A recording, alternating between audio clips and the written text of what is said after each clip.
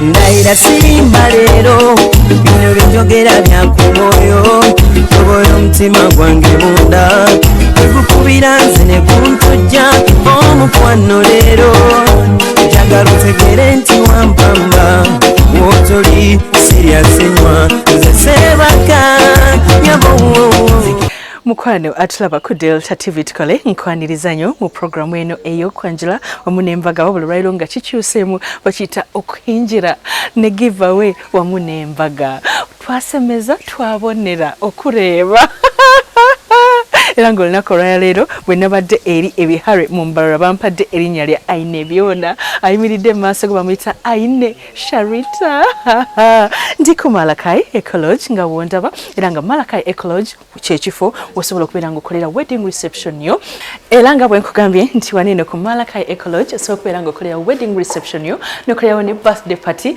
ate era bw'obeera oyagala okubeera ng'owummula osobola okuwummulira ku rooms weziti era nga room eno bagiyita Golden Snail banange ennungi nnyo anti ondaba bwe ntudde ekifo kirungi nnyo ku Malakai Ecology ekitende era nga Malakai ekyenjawulo ekibaliko ye customer care gye bakuwa nga no munange bw'obeera oyagala okubeera ng'okolerawo kye bayita graduation party, birthday party, reception y'embaga ogula buguzi mmere ekifo bakuwa kyabwerere banange bali bafaayo bafa ku bantu oba wakatuukawe bati ne bakuwa ebyokunywa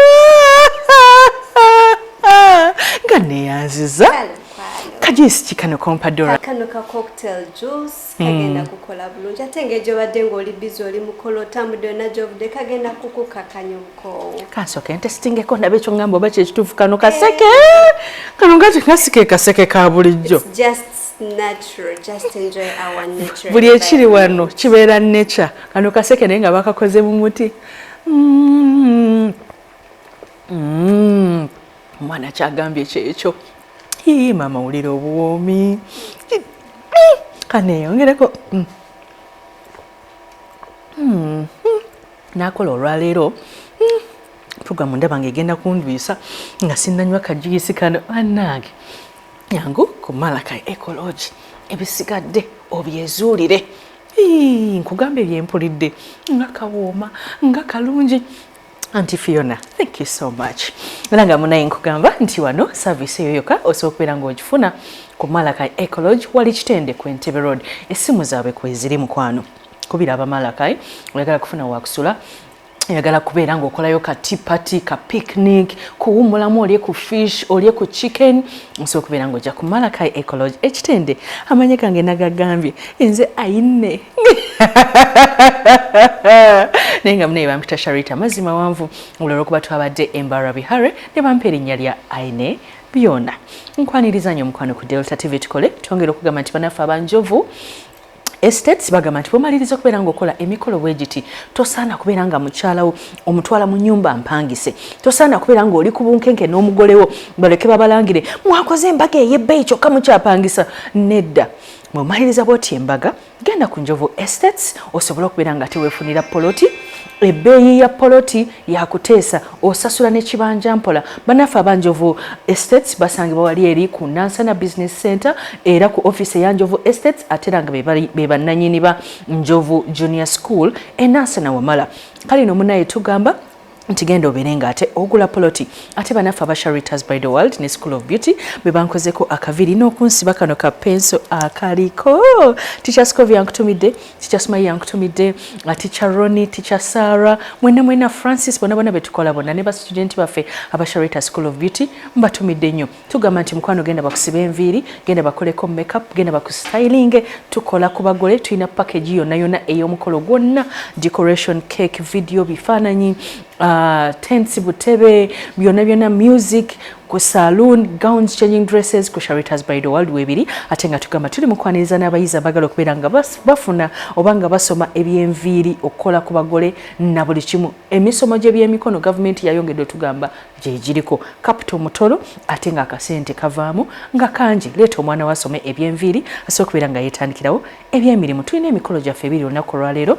Tulina okwanjula wamu n'embaga wabula nga tugenda tusookera mu mbaga nga tugenda kusooka tulabe omwana omulenzi gwe nasomesa naliko teacher mu senior 6 ku Olympia High School. Omwami ono bamuyita Eric Kajubi nga ye CEO wa Ferric Cakes era nga mukyala bamuyita Faith Nakibuuka gwe yawasiza. Bakola okwanjula okulungi kakati eno mbaga yaabwe era nga babiri bano babagatidde wali eri ku Katwe Matters Church era nga Father Mukuye yabaddeyo nnyo n'abagatta oluvannyuma ne beekubya ebifaananyi ebirungi ng'omwana anyumye. Bannange Faith si ye mulungi si yaliko eriiso bannange yanyumye. Oluvannyuma ne bagenda wali eri ku Wonder World ne bakola wedding reception. Kyenasinza okwagala ku wedding reception yaabwe bataddewo obwedde abagenyi bwe batuuka ne beekubisayo ebifaananyi ne bawandikawo n'obubaka abazadde baabawadde essaala era bano bagenda kubeera bonna mpaka kati kutuuseko perfect couple, perfect smile, perfect age. The Kajubis, congratulations. Tovaawo nkwagala nnyo.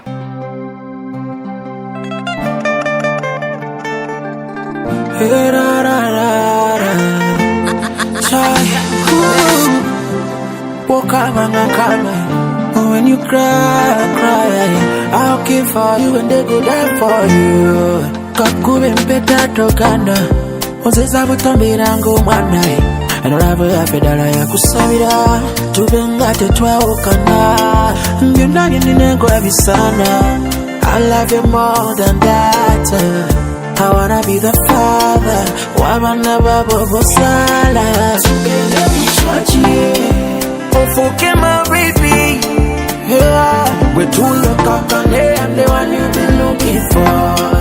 Tugende mu church ofuke my baby, we're too look and the one you've been looking for. Yeah. When proposing atongana, when kuita togana, when go home kono tugugana.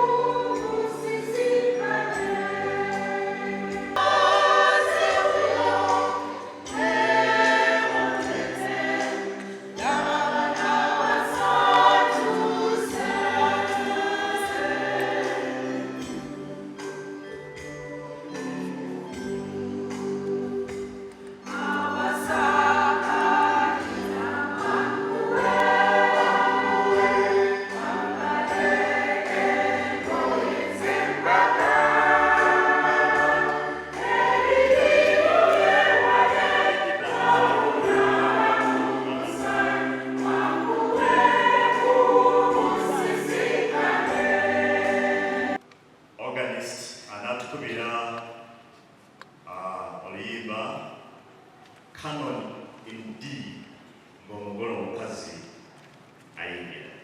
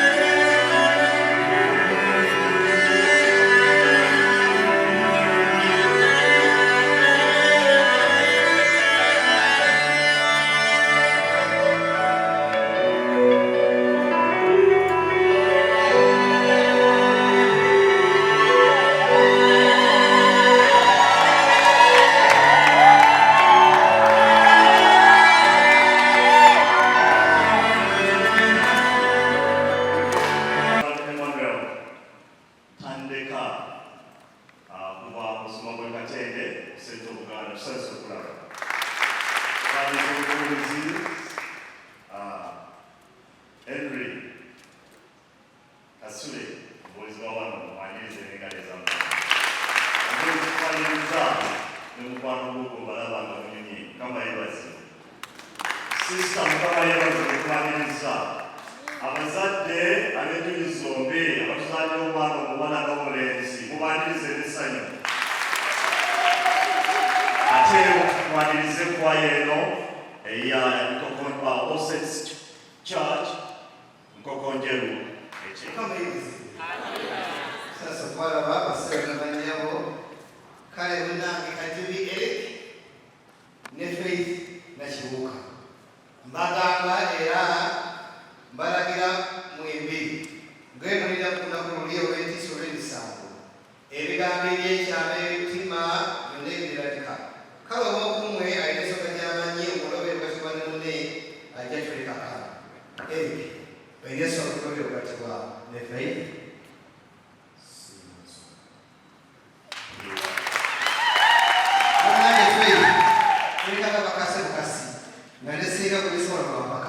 ensonga ekulobera okugatibwa nemunafoni Eric Kajubi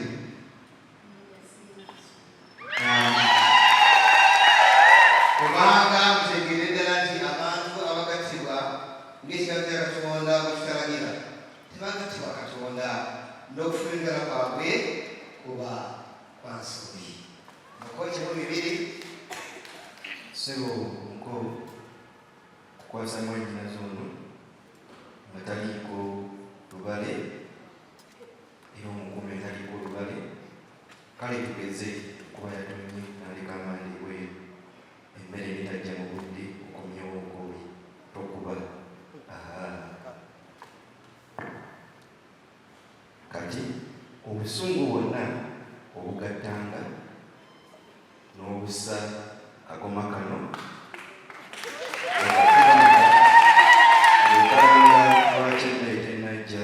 obusungu bwonna ne bukakkana n'oluvannyuma nvaayo oyogera naye Omukama abambe omukisa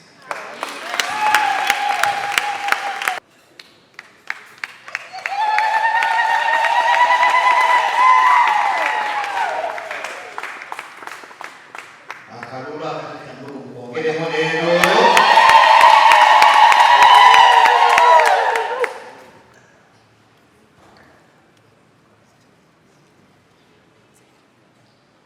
nze Eric Kajubi okuwasa ku Faith Nakibuuka okuba mukazi wange gwempasizza okubeera naawe okusooka leero mu bulungi ne mu bubi mu bugagga ne mu bwavu mu bulwadde ne mu bulamu Faith nja kukwagala nja kukuuma okutuuza okufa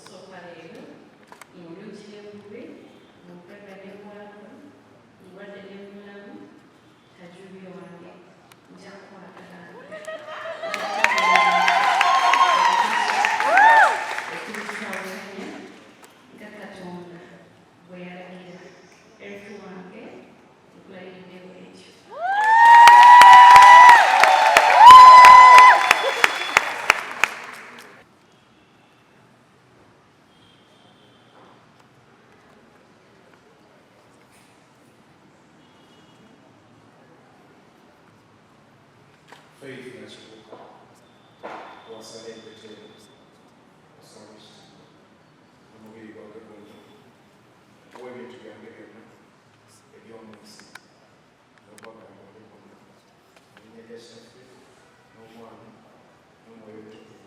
Amiina.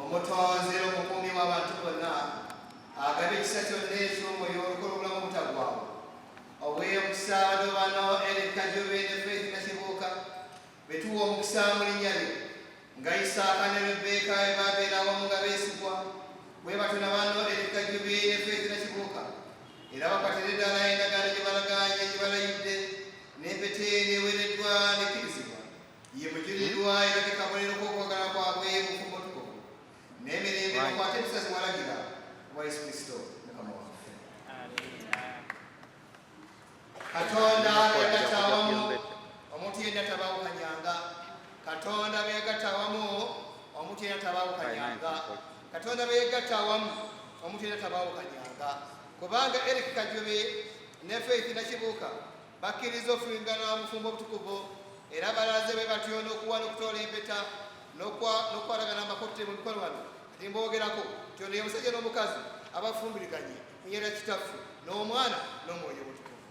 Kale Katonda kitaffe Katonda n'omwana n'omukubaga ebyaka kibaze kitya nga kigenze olaba okukole butamwenya okukole butaseka kumbe enkanyinya zakola zitya zajjadda bwegenda mu saaluuni batikakubeeka nga muki nga mukikalinoga mukusika ekyo beeka bakolatya abambuka mukoledde embaga mu kiseera ekiki bakungeregereza amaanyi mukama yeebazibwe mwemutolesebwa ekyamazima mukama yeebazibwe kyokka wakati mu mbaga gyemukoze ndowamanga esooka pirisatu nvuga esooka Katonda abawadde obuvunaanyizibwa buli omu kukusa munne mutunulire mugambe nja kukusa asekkiriza olabe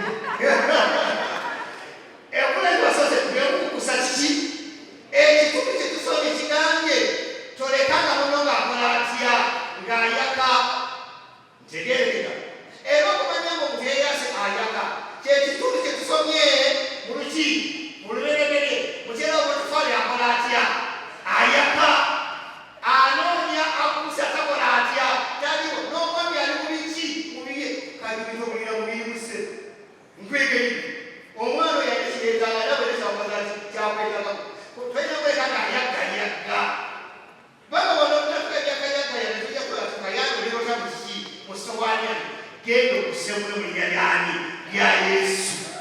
Ayi Mukama lokola omuntu ono omuzaanawo. Ayi Mukama obaweereza okubeera okuva mu kifo kye ekitukuvu. Beera kifo kyabwe kinywerevu.